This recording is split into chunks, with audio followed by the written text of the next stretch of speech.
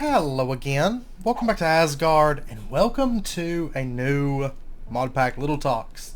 It has been a while, but honestly, what I've been doing is just pack stuff, and I kind of haven't been at a point where I really wanted to necessarily do a Little Talks or had anything to really talk about, because I've just been kind of working through just kind of the bulk of the pack and getting things sorted. Now, I know I've mentioned in a few videos of late, my goal is to have this out for kind of a private testing phase by the end of the year. That is my goal.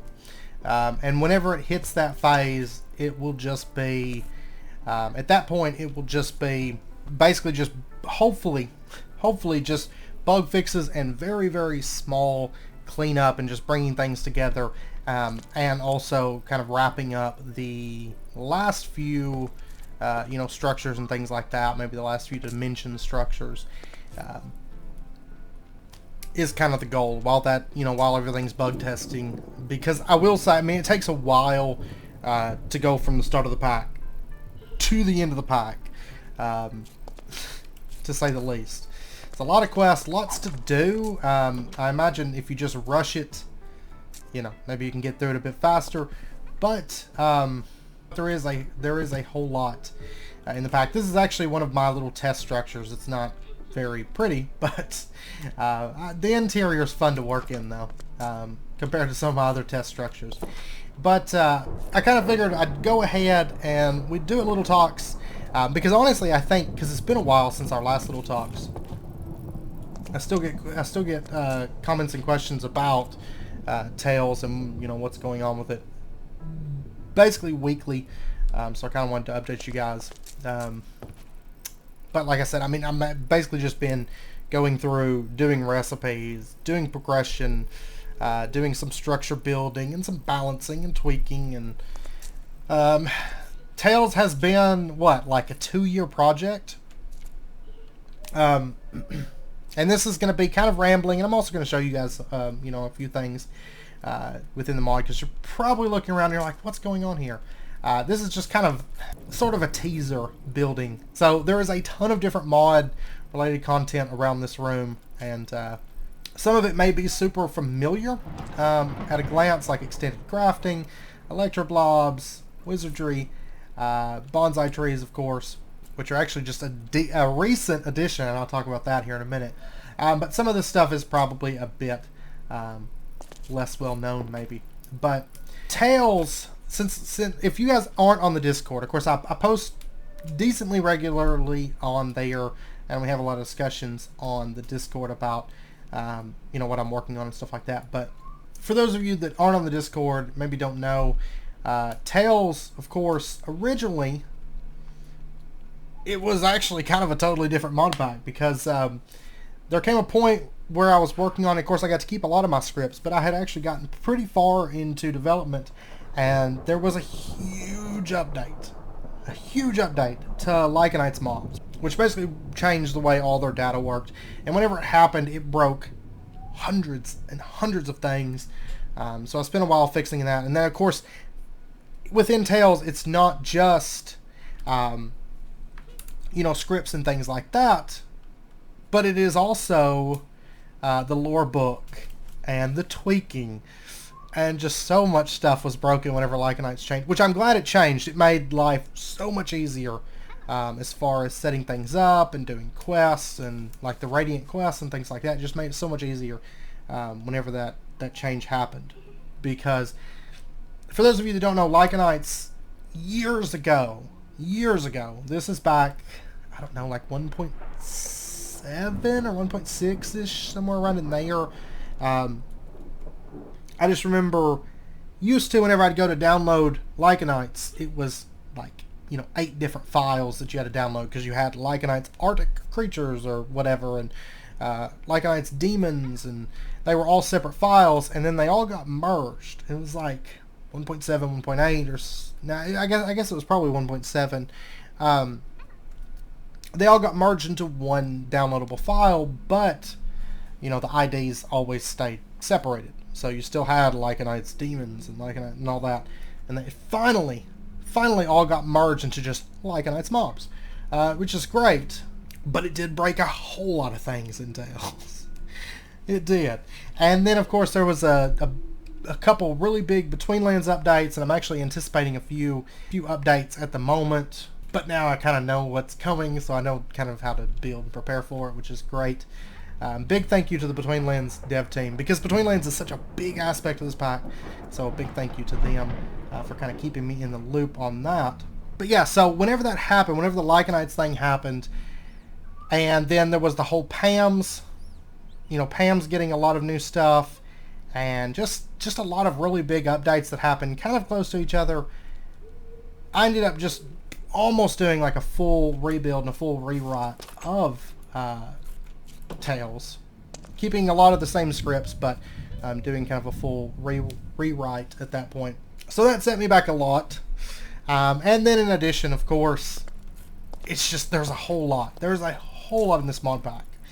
I don't think, if you're on the Discord, you probably have a good idea of a lot of the stuff that's going on with Tales, but for the record, I did some estimations the other day, and actually I had to start doing my flowcharts, because I'm actually getting down to where progression in a lot of those aspects are finishing. I'm actually getting to where I'm able to close scripts out of Visual Studio Code, because I'm just done. I'm unless I decide to add something, I'm actually finishing mods scripts. I've got them all separated into separate mods for a given script. So all my Britannia crafts will be in the same area and stuff like that. So I'm actually getting to close out scripts. So it's been super exciting. I'm getting to that point, and before long it's going to be just kind of finishing out structure building and tweaking, and just a lot of little cleanup stuff I have on my to-do list, a lot of minor things. You'll see some random flowers spawning in this dimension and in some other dimensions that aren't going to be spawning. You can see the Silence Gems flowers spawning here. Those aren't going to spawn here, and there's just going to be a lot of changes. And also, everything is not... I've got everything written out in files for all my game stage locking, but I haven't added it into the actual files for the pack, because it just makes it easier when I'm working on it, instead of having to pop all the all the game stage stuff and everything. So yeah, no, I'm sure I'll have some cleanup to do with that and everything. But so yeah, for those of you that don't know or aren't caught up with Tales, originally you started out in the Between Lands. It was fairly straightforward. You did have lowered health, and you could gain that health back.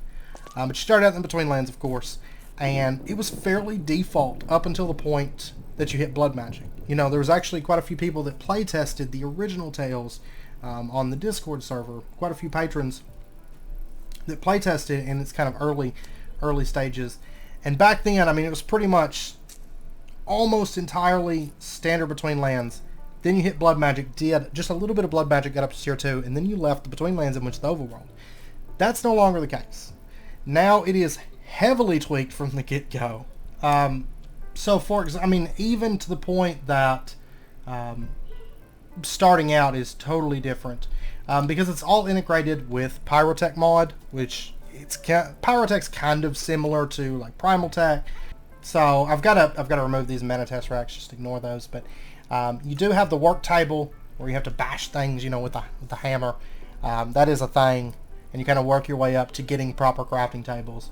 And but if you notice right here, middle gems even, you don't run them through the purifier, which I know it says failure 60%. That's because you're not really meant to run. You can, if you really want to socket your gear early game, when all you have is bone armor and maybe Symarite if you've done some exploration. So technically you can process it, but it's going to have a really high failure chance. But you are going to have a chance to double. If it succeeds, you are going to double, and then if it fails, you're still going to get your ground middle gems. So it's not actually that bad. But Once you upgrade to the refractory kiln, you have a lot better chance. And I've actually got to remove it from the cairn.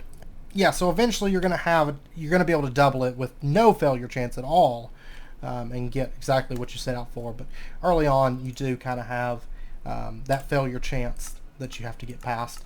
But it's not too bad because you are doubling, whereas normally you cannot double. With this recipe, you're going to get a lot more output with the aqua mineral gems. And then later on, you can actually just create these with orchids. So you can also mine them in the deep dark, which is a nasty, nasty place.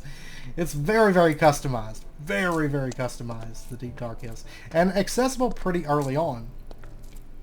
So the beginning of the pack is very heavy pyrotech, where you really have to work your way up through these tiers.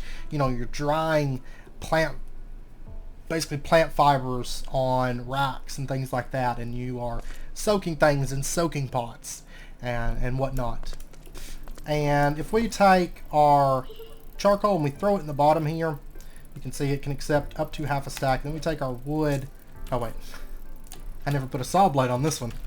We'll just go with, like, say, an obsidian saw blade because it kind of matches the colors in this area. So if we take and we put in our obsidian saw blade, you know, we put in our wood, and let me just grab like this bow drill, and that's my badger, Diana, which is actually the name of one of my pugs. So that's where the name came from. But if we light this, you can see the saw blade's going to start running, and it's going to start cutting that wood, and that's how you chop your wood. And it makes these piles of wood chips, which you can, you know, then you can use those. You can shovel them up and use them for other stuff. They will kind of start piling up and just building up on you. So the first tab looks like this, and this is actually all fleshed out. Almost all the quest tabs are completely fleshed out at this point. Almost. I'm kind of working on challenges and things like that. But basically you have to work through, you could see kind of the beginning here where you're drying things and you're making things on that hammer the table mechanic and stuff, and then you make your way over into actually getting your first machines, and then working your way up to the refractory stuff, which goes pretty quick, and then you can get all your upgraded stuff and get into automation, which is really, really cool. And then you can see kind of a lot of the betweenland stuff starting to open up, junk loaders and farming, and then you start moving into roots, which is kind of the top end of that first chapter, which is where everything really starts to open up. Roots is heavily, heavily integrated, and it's one of the mods that's just done. It's completely done. But when it comes to moving through this, you're going to be using like the transmutation ritual, the flower growth ritual, the creature summoning ritual, all those things. You're going to be using them for a lot of things. Because starting out in the Betweenlands, you don't have normal types of wood, you don't have normal animals, you don't have normal flowers, you don't have any of this stuff. And it's actually what kind of opens up into the rest of the mod. You do spend one more chapter in the Betweenlands because this is really just kind of the introduction period. It actually takes a while to go through it, especially if you're doing side objectives and things like that. It's going to take a while, quite a while, because a lot of this stuff is very involved. Pyrotech's really cool because if you look at like the middle gem recipe that we looked at before, you can see you've got a 10-minute cook time on aqua middle gems, which sounds terrible, right? And that's like drying times. You're living in the swamp. Stuff dries extremely slow. But the nice thing about pyrotech is there's always other ways to speed things up. So if you want your kilns and your other machines to go faster, you know, you make bellows and you have to jump up and down and pump them until you get up to mechanical bellows. When you're drying things, if you want it to dry faster, build a campfire around it. Make sure it's not being rained on. Can't really like go find a desert or anything because of course you're stuck in the Betweenlands for a good while. You know, that's the nice thing about pyrotech is there's just a lot of other ways that you can do things, and ways to speed things up. And so you kind of want to take advantage of those things when it comes to pyrotech. Otherwise you're going to be waiting forever, you know. And I kind of built the beginning of Tales for really kind of making a lot of machines and working with what you have, instead of it being, you know, there's not many times that you're going to be able to sit down and just knock out quest after quest after quest. It's not built that way. It's going to be things that are, you know, they may take a while, because that's like agricraft is heavily integrated alongside PAMs and other things. I did some estimations the other day, and it was like there was like 400 or 500 seed crops, I think it was, like 100 different fish to catch, over 100 bees from like forestry, a few hundred saplings, a few hundred different flowers, and a lot of those things are integrated into progression. So, for example, there comes a point where you need to summon a sheep, but you have to get cotton to be able to conjure a sheep. So you have to kind of keep up your agricraft stuff. You do reach points throughout agricraft's progression where you kind of have to wait. You know, you can't just do all of agricraft in one go. It is kind of scattered about through progression. So, you know, it's a little bit later into the pack before you have all your Pam's crops.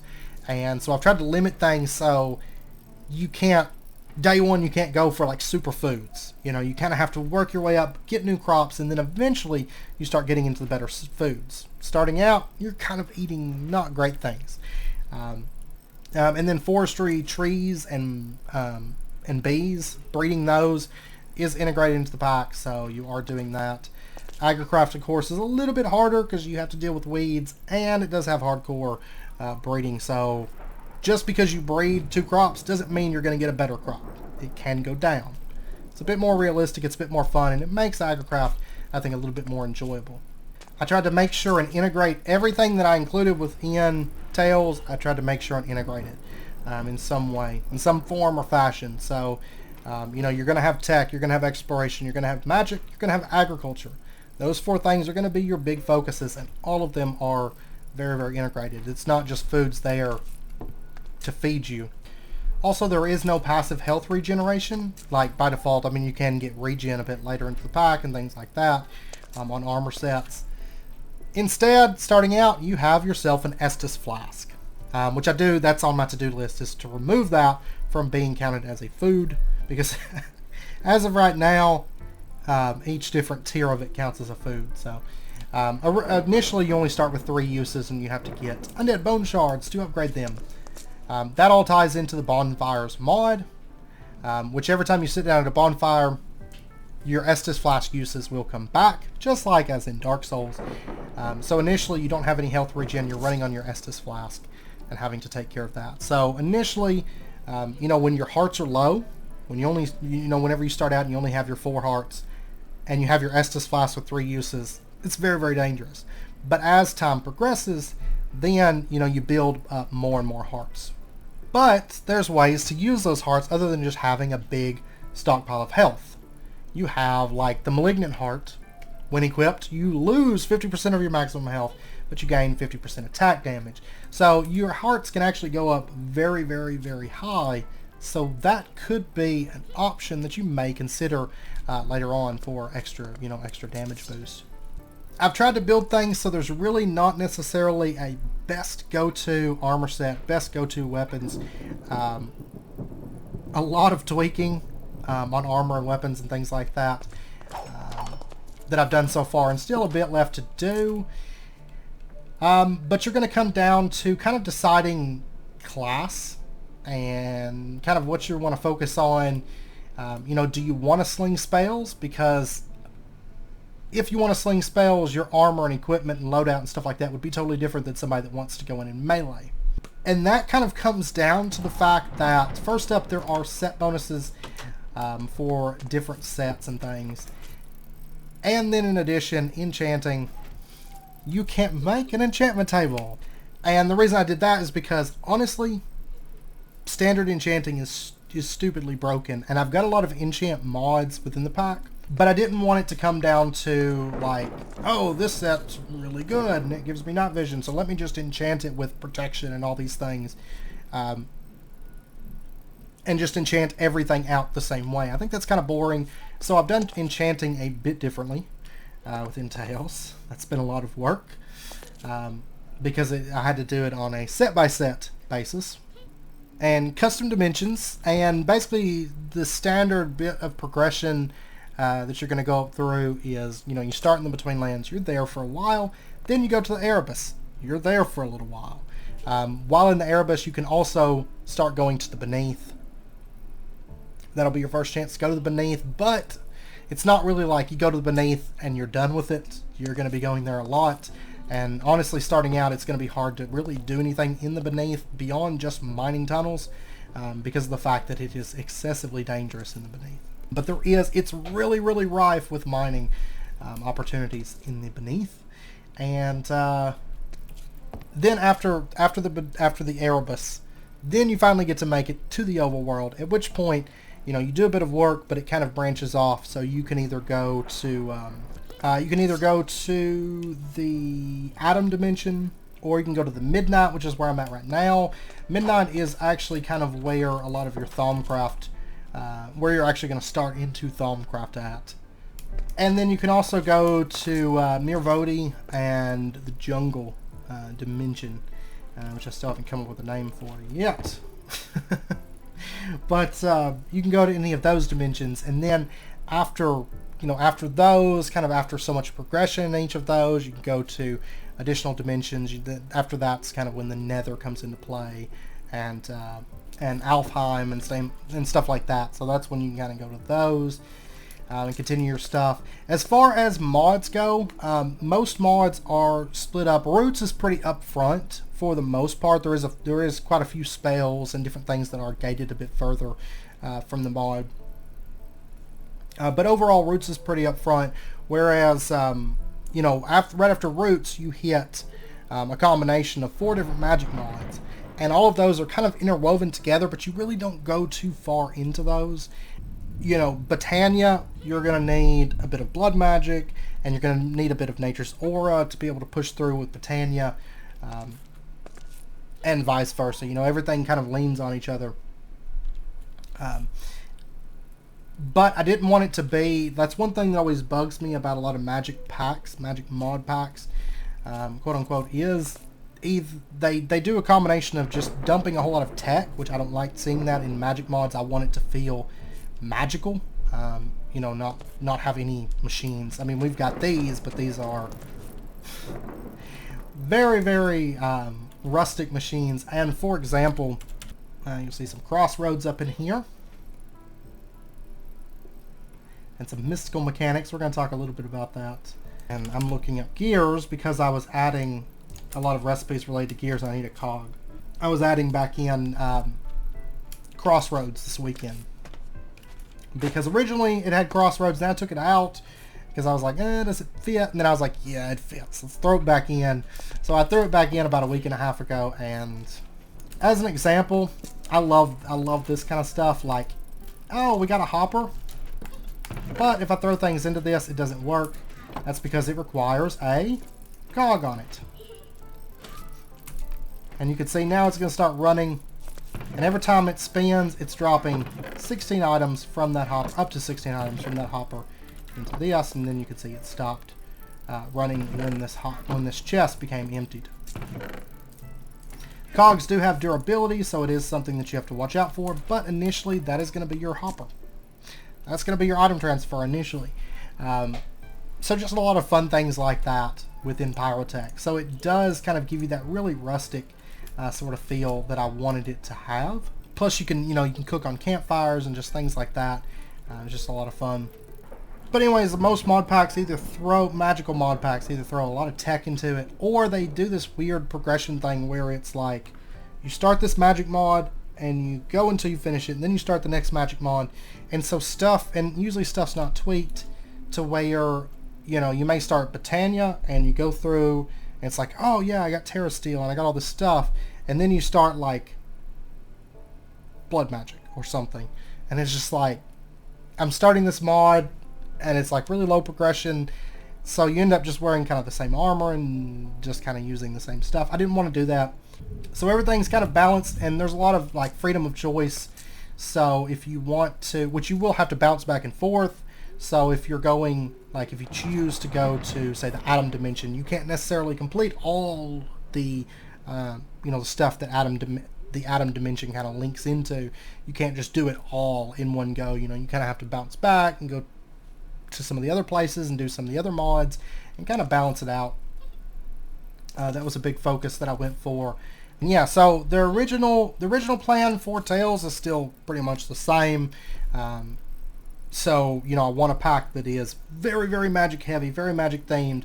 It's got a very long progression journey to go through, and it is very focused on exploration, so you're not ever going to be able to sit in your base. Even all the way up to the point where you're crafting creative items, you will never be sitting in your base all the time. Because that's one thing that really kind of drains on me. Once you get to the point in modded Minecraft where you're just sitting in your base clicking buttons or just doing stuff around the base, I tend to get really, really bored. Because I want to get out in the world and explore and do stuff. And I know you guys are probably like, get out in the world. But this is kind of a rambling episode. So, but I didn't want it to get to that point ever.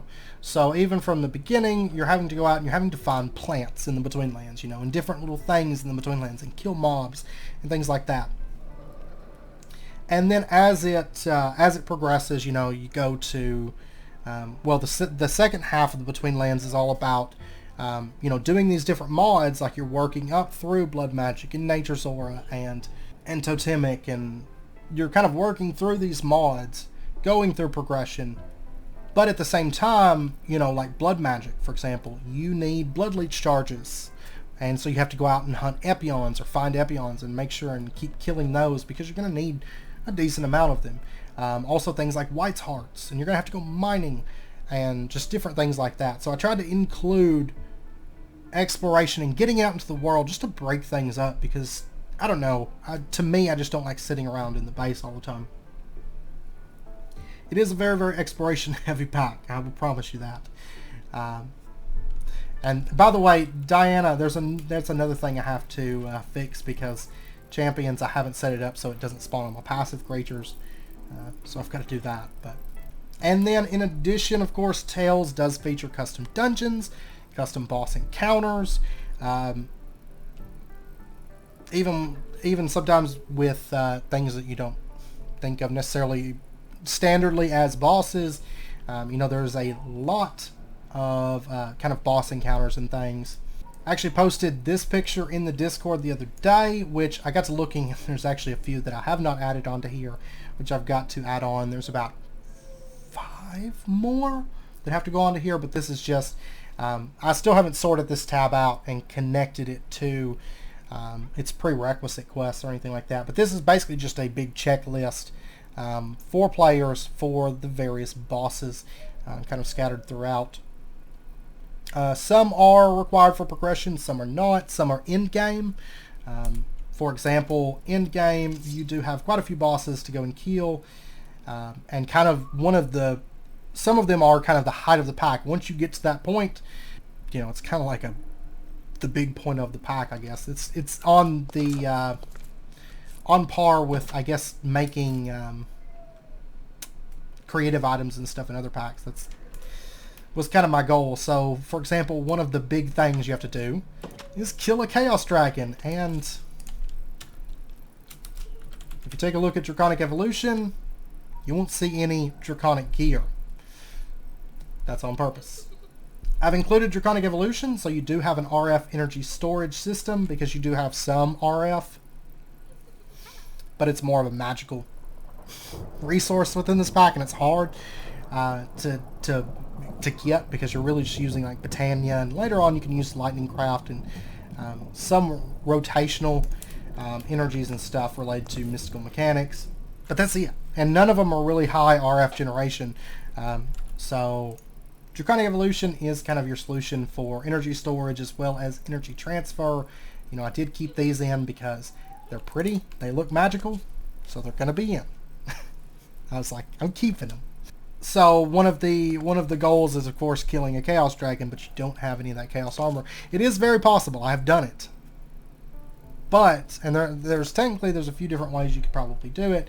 But at that point, you know, you're kind of looking at optimizing gear and stuff, and building for different encounters, because not every encounter is the same. So I tried to make it so that maybe not every gear set is going to be able to take down every single boss as easy, or even possibly. So I've tried to build in-game for that, so you're not, hopefully not just kind of resting on your laurels, wearing the same armor the entire pack. You'll be changing consistently as you find better gear. That's why I spent a whole lot of time tweaking and working with gear and weapons and things like that, and kind of balancing what you're able to get at a specific time. And of course, that's where a lot of the testing phase will come in, is trying to make sure everything's as balanced as I can get it. And then in addition, it's not just the exploration and the agriculture and stuff that I've worked on. I've worked a lot with the magic mods and the tech mods to get kind of some fun, I hope some fun crafts and things like that for you. For example, I think this is something I've never seen. I'll show you an example, a little spoiler. Something that I've never seen used in progression, at least personally. And by the way, this over here, this is Mystical Mechanics combined with Rustic. There's a few different add-ons in the pack for Mystical Mechanics. But this is a mechanical press from Rustic. So if you want to automate your crushing tub and you don't want to use the horrible sounding, ridiculously silly looking armor stand system, you can use the mechanical press. So you give it mechanical power, one side causes it to retract, one side causes it to crush. So basically I just have a little alternator back there with a piston that's pushing and just moving redstone. Like piston, slime block, redstone block. I can pull you back there and show you real quick, just as an example. So this right here is all I've got. Just a little simple redstone system. I've got redstone there, and then that, which technically you could do it with just like have one redstone gear and one inverted redstone gear. You could do that too, but basically it just alternates and it causes it to crush. So if I was to take and I threw these iron berries into there, it's going to start crushing those. So it's just a little bit more fun, I think. I mean, granted, this system's not as fast as it could be, but I don't think it'll ever get as fast as the armor stand system, and I guess technically you could still make the armor stand system.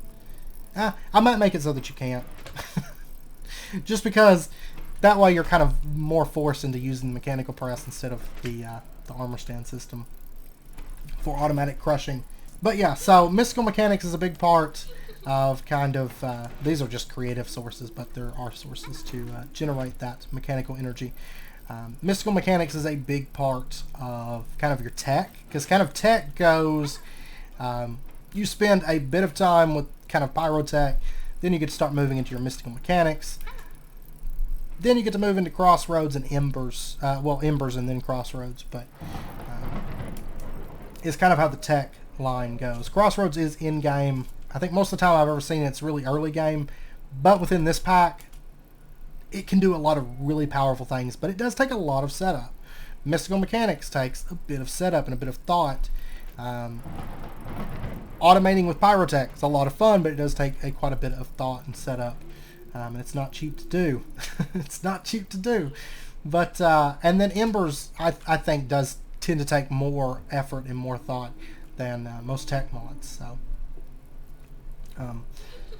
but one thing I want to show you is, and this isn't something that it's not something that I've ever personally seen. Maybe you have, but something that I thought was cool. I've tried to do a few things that I thought were original with crafting. So if I just summon a spider and I kill him, you could say that I just get string. But over here, for example, when you're in the Between Lands, you don't have access to spiders. You know, they don't spawn there. Which I will say, new spawns do show up in the Between Lands. There's a couple new spawns that are there from the get-go, but after you finish the first chapter, there was a number of new creatures that are unlocked. At the beginning, there's no Lycanites creatures, but once you finish that first chapter, you know, you get some Lycanites creatures, and then as you progress to the pack, Lycanites creatures are spread out across dimensions. So, you know, Lycanites has like 70 or 80 creatures, but every dimension you're not going to see more than like maybe 8 of us, you know, types of creatures. I guess 8 might be lowballing it, maybe 12, but you won't see too many. These have got to go too. These have got to go from this dimension. I've got a lot of cleanup, little odd and end cleanup, stuff like that. But in the Between Lands, you don't have access to spiders, so you kind of have to go through this whole process line for making cobwebs, where you have to make a spinning wheel, and you have to get cotton, you know, work that cotton plant up. It's also used to summon sheep as well. Chances are you will probably already have cotton by the time you get to this part, I think. But you have to get that cotton, take it, run it through the spinning wheel to make your string, and then run that string through the spinning wheel to make your cobwebs. And then, and only then, once you have cobwebs, you can take these and you can throw them into the animator. And you give this a minute to run. It does take a second, not too long. I tried to make the time decently short by making the fuel usage not crazy high. It does use a bit of your life crystal though. But after this runs, it's going to spawn a spider. And you'll notice if the spider gets killed by these bell thorns, we will actually get a new resource here, mana infused string. So there's things like that. There's special mob drops. But yeah, so there's little mechanics like that thrown in, and kind of littered through there. A lot of things you're going to be kind of familiar with, but I did try to make a lot of the building really upfront, building materials, because like one thing, blood magic, getting up to like later game blood magic is pretty far into the pack, and that tends to be the case with most packs. And I hate waiting for Wheel to do the building blocks to build with, right? Because I love the different wheel type building blocks. So actually what I've done is I have made Wheel, you can get Wheel going and start farming wheel crystals as early as the beginning of like tier 2. So literally, like, you start blood magic, you do a couple things, you get up to where you can make your rune stones, at least the normal ones. The special rune stones you have to make through the runic altar to be able to make those. But just the standard rune stones, you make your just basic tier 2, and you can actually start into Wheel then. Because you make your crucible, and I mean technically you could do it without the crucible, I think. I think crystallizers, don't quote me on this, but I believe crystallizers will eventually grow crystals.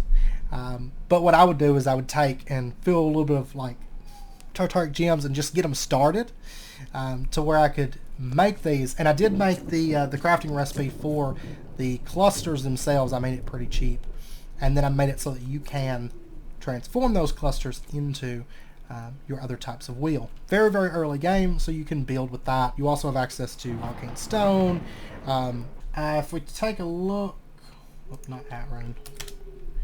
If we take a look over here, if you take a look at blank runes, you can see that they are fairly cheap. I tried to make them fairly cheap so you could start building with them. Arcane stone, runic dust, mana powder, obsidian shard, blank slate. There's no 6 blank slates and all this stuff. Most of this stuff is pretty easy to make. Blank slates are just rune stone. So I try to make all that very easily accessible from the get-go. So, it might be, for certain things, it might be kind of costly when you first get them. But I tried to make all the building materials up front, and then as you progress farther and farther into the pack, they become easier and easier to get. And just to give you an example, like I've tried to be extremely thorough with making recipes, because I like building, and I know a lot of things tend to get overlooked within packs. And so I'll try to make sure and just put as much thought and effort into things as I can. So for example, you can even make pixie hovels. So if you want to make a pixie city, you can. They're not expensive. Pixie dust, you're going to use this a lot. Making mana powder, that's how you're going to do it. Which you're going to use mana powder for a lot. You're going to use pixie dust to make your spells. So making pixie jars, very, very important. I would suggest getting a lot of these. You just right click them to get your pixie dust out, just whenever they set down, which you can automate that fairly easily. So, because Botautomy is here, as well as other ways to automate it, but Botautomy is here. So automating right clicks, very, very easy to do that through Botautomy. But I've tried to add a lot of recipes for things that I know at least I always want to build with, all the different between land stuff that's not normally accessible. The inversion pillars, you can craft these. They're a great way, once you get up to where you can craft these, and they're fairly early game to craft, great way to get a lot of wheelstone, these inversion pillars. Normally there's no recipe, and I've never seen a pack that I've played personally that had them to where you can craft them. Of course, there was a time when they would actually kill your TPS and your FPS and just everything. But they're a lot better now. So I wouldn't use a ton of them, but they are available. I've tried to go through and just everything is available to you guys. So all the Thaumcraft stones that aren't normally available. You're going to see mobs that aren't normally enabled, and just all kinds of things. So lots of fun stuff. Since we're on the topic of this, there are ways to make your wheel collection or your wheel creation easier. Because initially it's nightmarish because you have to craft rudimentary snares. You do not have the sword, the sentient sword, just out the gate. Because that was something that always bothered me, is because snares were there, but you maybe made 8, but you only ever used 2. You know, you just get your initial wheel and that's it. And I never liked that fact. And so I made it so you do use the snares. They are pretty cheap, and you craft them 8 at a time. They are pretty cheap to craft. They do require that you've gotten into a little bit of Britannia. Kind of those mods playing off of each other there.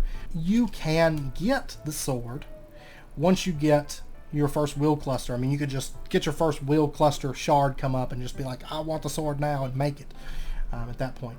But before you can do that, you have to research things. That's another big part of Tales. I know I've talked about this on the Discord a bit, or mentioned it a bit. You have to, basically everything within the pack is game stage locked, which has been super fun, especially as I get into like the mid to late game stuff, because I can hide things. So within Tales, you're going to have different types of research and different research that you can find and unlock and stuff. A lot of it is crafted. A lot of it is. But there's also some research that is boss related or dungeon related. There's some that is hidden. So it might be something, and there'll be hints. There's actually a NPC that will kind of give you hints and stuff, as well as hints scattered around in like books and things like that in some of the less important structures. Some of the little less important custom structures. There's some hints scattered around. But I've added these research books, and these are with game stage books. I use that. Really, really fun working with that, because I can really kind of go through and hide things. So technically, if you want to make like the astral formation wand, and then this is actually probably the first recipe you'll ever find. It's really not super hard. It's just a kind of an uncommon drop from a mob. But some of them are a little bit more specific, and that's kind of where I'll throw in some hints. Maybe for most of them, and maybe not all of them. I don't know. We'll see. Because it's kind of fun to just hide things and be like, there you go, explore. So, you know, maybe, for example, one might be,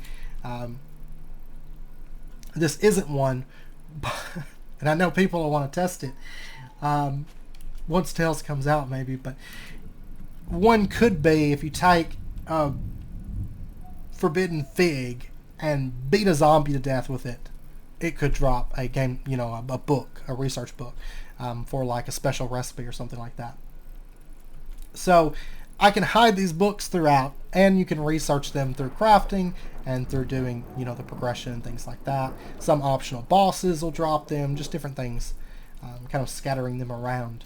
And for example, this is probably one of the first books. It tends to be the first one I always end up crafting, I think.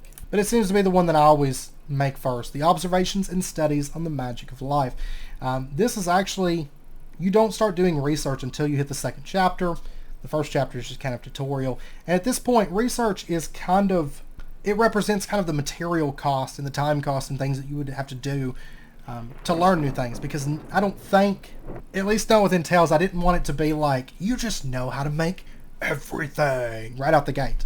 So I wanted to use game stages I use game stage mobs and game stage items to kind of make it feel like you're progressing through things and learning new things as you go. So Observations and Studies on the Magic of Life, not a very hard recipe. These are actually required for progression. They're not super expensive, but you can see we've got a Lime Petal Block, Unending Bowl, Pure Daisy, Book and Quill, Cloudberry. This is all very easy to do. Unending Bowl it's really not expensive. Dugonia, as long as you get out and get like deep water coral, it's really not too bad. Probably the most expensive, or probably the hardest part at that time, I think, would be the Cloudberry, because you do have to get clouds and wool and feathers, so you're going to have to get some animal summoning going on and some marshmallow. You can see lots of plants coming together, because like with Britannia, roots, Nature's Aura, Totemic, there's a lot of nature-y mods, magic mods to play with, so it only makes sense that you're going to be doing a bit with plants. So then once you make your book, you know, yeah, I've already unlocked it, but you can right-click it, and you can get that game stage knowledge from your book, and it'll consume the book, and it'll unlock a bunch of recipes. So for example, that one's going to unlock your petal apothecaries, your spreaders, your diluted mana pools, your runic altar, all that different stuff. And a lot of the other stuff, if you want to be able to make a mana pool, like stop using that diluted mana pool, you're going to research it. So you'll get so much stuff from each book. You know, it's not going to be just one-to-one for most things. So for example, the one that's the mana pool one, it's a book, basically the theme is that you're researching is better mana management. So you're going to be able to store more, you're going to be able to do more things with it, as far as you know, moving and storing and utilizing that mana. So I've tried to lock different things that way. Some of them do get a bit more expensive later on, but to me it makes sense. I don't like the fact that you just know everything, and I enjoyed SevTech a lot, but I didn't like the fact that it's just like, oh, I made this machine, now I know all these things. So I tried to make it so that you have to put forth some time and some effort and some materials to learn new knowledge. And there's going to be a lot of hidden things scattered throughout in the world, and special weapons and stuff. It's been a lot of fun. It's been a whole lot of fun. But this is why it's taken me 2 years already. And it's still not done. Oh, and these are your starting storage, are like shelves and wood racks and stashes and things like that from Pyrotech. You can't make chests right out the gate. Unless you explore, and then you can. So they're not like super gated or nothing, but you can't make them right out the gate. And then bonfires, there's a couple. Okay, this is the stuff that really helps you out, because this pack is nasty. There are times that you might be going through a dungeon and you will die because there are traps and there are hidden things within some of the dungeons. And some of them are really, really nasty. You can technically survive them, but it's going to take some really quick thinking and some pretty, you're going to have to be geared, which isn't, it's not gated to the point to make things super difficult, but it's gated to the point where you need to do side things. Don't just focus on the quest too much, because if you focus just on getting through the quest, it's gonna be really tough. It's gonna be really tough going.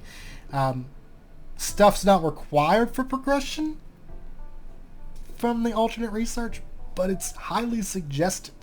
But to balance things out, because there is no health regen, it's got some pretty unforgiving parts as far as dungeons, and certain bosses. Like, certain bosses are going to be really tough unless you get, you craft certain spells to use for, different bosses and things like that. Certain mechanics and stuff in place.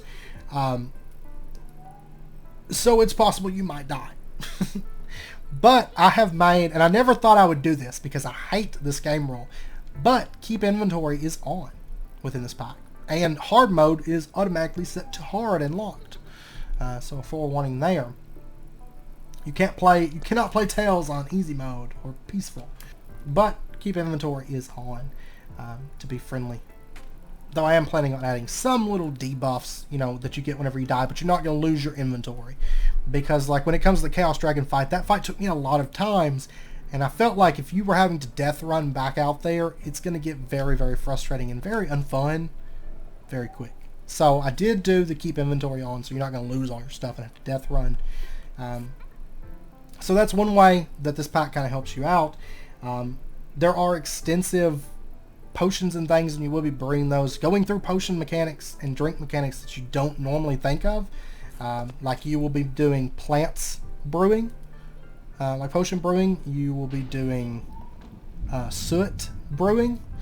You'll be doing rustic. You'll be doing Tanya and blood magic and between lands. Between lands is the height of alchemy, of course. And you'll be doing like the Erebus. A lot of people don't think about the Erebus they don't think about the fact that you can make smoothies and stuff within the Erebus mod. So that is a part of it. If you want to progress up through kind of the brewing stuff, you will get to learn and do different types of brewing instead of just one alchemy system the whole game, So that stuff's available. There are set bonuses, there are weapon bonuses, and then also travel is not that difficult. So if I click on here, and let's say I want to go to Adam, I just click. It doesn't cost me anything. There's no special cost to it or nothing. And we just end up in Adam at sunrise. This is going to be a beautiful sunrise. Or is it sunset? I'm sorry, sunset. It's going to be a beautiful sunset. And this is kind of cool. This is actually a to-do list for Adam that's left in here in this Sphinx. So, but you can basically teleport. Teleporting is not super expensive. You do get some easier and better ways, you know, like a, you know, basically like almost like a Hearthstone kind of thing. You do get stuff like that later on. But initially you have bonfires, and these are free. You can save as many as you want, and you know, you have different tabs and things like that for all your different dimensions.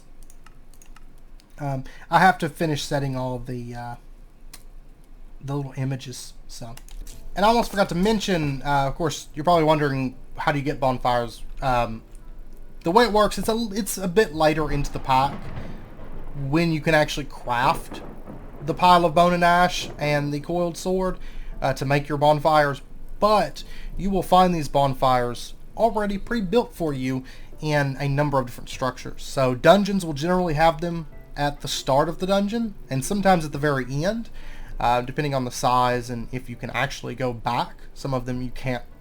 You can't. Well, you can, depending if you have certain things on you. But so I'll put bonfires, you know, at the end of some of the dungeons. But then a lot of like just the little small miscellaneous structures have bonfires as well. So that way you can basically end up creating like a teleport system as you explore out. You're going to find bonfires, you save them, then you can teleport back home, dump off all your stuff. So I've tried to make travel a bit easier in that regard. But I've tried to add just a lot of things to help you out and keep people from getting frustrated, because it's not, you know, it's not easy, especially a lot of the stuff like, but I also tried to make it so that it wasn't manufactured difficulty. So when you first start the pack, you do have a period of safety where there's not going to be any mobs spawning, so you can kind of get your bearings and get yourself started. You know, I've done stuff like that, so I tried to make it all fair difficulty and make it so that people don't get irritated. At least, I mean, some people may get irritated with forestry, bees, and trees. That's too bad. I'm not changing that, and I'm not taking away weeds from agricraft. That seems to always happen when they get added to packs. They end up getting removed because people don't like them. They're not getting removed, but I did try to make death not something that's just super irritating, you know, for everybody. So I tried to include things like that. Also, there are tons of things that you can use once you research them to help you explore. So, you know, I've talked about nomadic tents. That's still a thing. So you do have access to that. Also, if you notice on my back, I've got a wolf pelt on my back, but I've also got a backpack. You do have a backpack mod, so if you notice here, I do have fluid storage in my backpack. I have a crafting table in my backpack. I have a lot of storage in my backpack. I've got another fluid storage over here. That's what, at the bottom right there, that's my fluid storage. So I could fill my backpack up with water and with lava and carry it around. Or I could fill it up with like wine or something like that and carry that around, or milk. You know, there's all different kinds of possibilities. So you can use that for exploring and doing the dungeons and things like that. You also have access to like runestones, portable runestones. Runecraft's a really fun mod if you have never played with it. Really cool armor set, the Rune Mage set. A lot of cool armor within the pack. I've shown a bit of it off, but this set here, you know, like the wolf set. So just lots of really cool armor sets and things. I'm not going to show you all of them, but I've posted a lot of pictures on the Discord.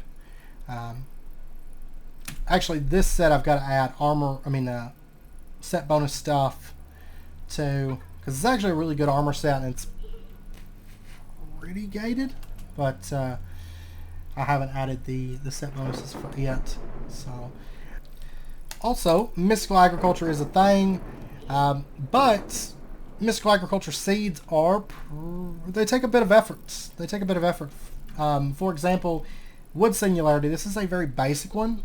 You're going to have to make a wood singularity. It's only 1,000 wood, which really isn't that bad considering, you know, it's wood. But you are going to have to get up to where you have some RF generation and stuff like that, which really it's not super far in. You can start making singularities pretty early game, like early game tails. You can start making you could start making singularities. But if you want to get your mystical agriculture seeds, you are going to have to make singularities for those because balance. But I mean, it's only 1,000. I didn't make it super high or anything crazy. But you're not going to be able to just be like mystical agriculture time and just start getting a bunch of seeds. It's something that you're going to have to focus on and work on. You know, go cut 1,000 wood. I probably wouldn't do it until I had, you know, like an axe that can cut down the whole tree. There is no vein mine, none of that stuff. So you are going to have to actually work up to good axes and not just stone axe be end all be all. Basic. I know it's not really, but it can do just as much as everything else. So, when there's vein mine. So there is that kind of stuff. That's kind of things for you to work towards as side objectives that you can do. This really isn't a pack that's designed to just push progression until you hit the end. And you'll suffer. You'll kind of suffer for it if you focus too much on just going to the end, I think, and not doing a lot of the side objective stuff. So, but anyways, I think I'm going to end this episode out here. I know I've rambled on and on, but I know this video was overdue. But I've really just been working on the bulk of the pack stuff, more or less. Once again, I'm hoping to have this out for a private test by the end of the year. And I will say, I mean, it's been stable. I mean, the only time I ever crash is when I mess up, you know, a script or something like that, which I do, especially whenever I get tired. I'll forget a semicolon or something. It'll be like failed to parse, or it'll just crash me in some cases. But other than that, I mean, it's been stable. I've been happy. I've been very happy. Load time's not too bad. Yeah, I added in all the. Originally, the mod count was about 150. I went ahead and just, for the sake of it, I went ahead and added all of the kind of quality of life mods, things that I don't really care to use while I'm testing, but I went ahead and added those in the other day, like clarity is now in, because there is a water dimension, so it would be useful to have that, I think. But I did go ahead and add all that in, and it's like 170 mods. Loads pretty good. It doesn't take very long. It's not the shortest. I mean, it's not like loading vanilla, but it doesn't take that long, really. It's been running good, and I give it 8 gigs of RAM. So, so far it's looking good. So, but yeah, I'll probably be doing some more videos, especially as we get closer to kind of the private test, and then we'll actually enter a phase where we're actually playing this somewhat as a series. If we do, I'll probably leave cheats on. Normally I don't, but in this case, when it's a play test, I will probably leave cheats on because there might be things that I have to do, and I'll be like, oh, I gotta fix that and stuff. But as we move closer to private test time, then it'll be something that I might do. This will not be getting a public release until it's ready. I'm not going to release it and then change all the progression on you midway through or anything like that. Hopefully no recipe changes or anything by the time it goes out to a public release, except for maybe just mods being updated and getting new content. But yeah, so anyways, I hope you guys enjoyed the episode. If you did, as always, be sure and hit that like button and go ahead and subscribe if you're not already to stay updated with when new videos come out. The next Little Talks video, I don't know, it could be a few weeks, it could be a month, I don't know. Yeah, I'm not going to put a time on it. So, but anyways, I hope you guys enjoyed it. Hope to see you guys next time. Until then, as always, do take care, stay safe. I'll see you guys then.